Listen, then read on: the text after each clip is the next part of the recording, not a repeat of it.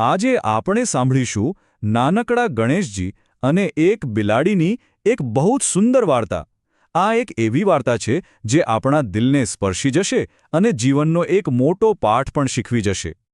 તો ચાલો તૈયાર થઈ જાઓ આ સુંદર કથા સાંભળવા માટે.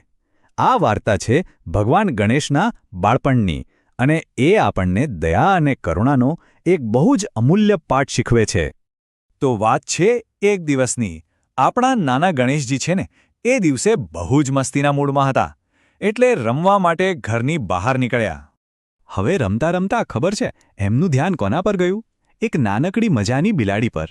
અને બસ અહીંથી જ આખી વાત શરૂ થાય છે. તો ગણેશજીએ બિલાડીને જોઈ. હવે આગળ શું થયું? કારણ કે ક્યારેક છે ને રમત-રમતમાં વાત થોડી ગંભીર પણ બની જતી હોય છે. શરૂઆતમાં તો બધું મજાનું હતું. ગણેશજી તો એ બિલાડી સાથે ખૂબ જ ઉત્સાહથી રમવા લાગ્યા. એમનો ઈરાદો તો ખાલી મસ્તી કરવાનો જ હતો, બીજું કંઈ નહીં. પણ પછી શું થયું ખબર છે? એમની શરારત થોડી વધી ગઈ. રમતા રમતા એ તો બિલાડીને પકડીને આમ તેમ ખેંચવા લાગ્યા. હવે આનાથી પેલું નાનું પ્રાણી તો ગભરાઈ જ જાય ને. ગણેશજી આમ કરવા લાગ્યા એટલે બિલાડી તો બિચારી ખૂબ જ ડરી ગઈ અને પોતાનો જીવ બચાવવા માટે ત્યાંથી સીધી ભાગી ગઈ. સારું, બિલાડી તો જતી રહી. થોડીવાર રમીને ગણેશજી પણ ઘરે પાછા આવ્યા. પણ ઘરે પહોંચીને એમણે જે દૃશ્ય જોયું ને એ જોઈને તો એમના હોશ જ ઉડી ગયા. એમણે શું જોયું કે એમના માતા પાર્વતીજી જમીન પર બેઠા છે અને એમના હાથ પગ પર બધે ઘા લાગેલા છે. પોતાની મમતામયી માતાને આવી હાલતમાં જોઈને તો નાનકડા ગણેશજીના પગ નીચેથી જાણે જમીન જ ખસી ગઈ. એ તો સાવ ચોંકી જ ગયા. એકદમ ચિંતામાં આવીને એમણે તરત જ માને પૂછ્યું, માતા, આ શું થયું?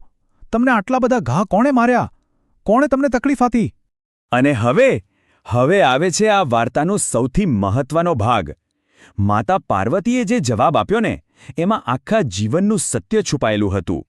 માતા પાર્વતીએ એકદમ શાંતિથી જવાબ આપ્યો, બેટા, આ ઘા મને બીજા કોઈએ નથી આપ્યા.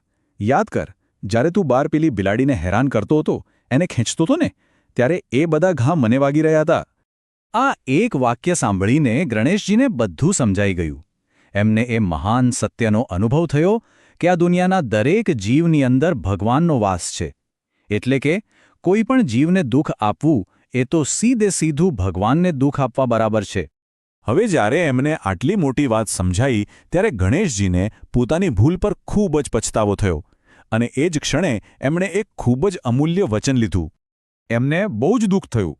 એમને સમજાયું કે જે એમના માટે ફક્ત એક રમત હતી એ બીજા કોઈ જીવ માટે કેટલી બધી પીડાનું કારણ બની ગઈ.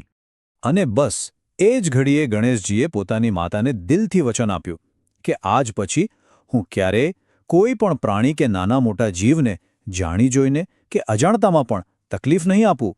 હું હંમેશા બધા પ્રત્યે દયાભાવ રાખીશ. તો આ હતી ગણેશજીની વાર્તા. ભલે નાની હોય પણ એમાંથી જે શીખ મળે છે, ખાસ કરીને બાળકો માટે અને સાચું કહું તો આપણા બધા માટે, એ ખૂબ જ મોટી છે. તો આખી વાતનો સાર શું છે? જુઓ, 3 મુખ્ય વાતો છે. પહેલી, કે આપણે ક્યારેય કોઈ પણ પ્રાણીને હેરાન ન કરવા જોઈએ. બીજી અને સૌથી અગત્યની, કે દરેક જીવમાં ભગવાન વસે છે. અને ત્રીજું, કે એટલે જ આપણા મનમાં બધા માટે પ્રેમ અને દયા હોવા જ જોઈએ. વાર્તા તો અહીં પૂરી થાય છે, પણ એ આપણને સૌને વિચારવા માટે એક સવાલ આપી જાય છે.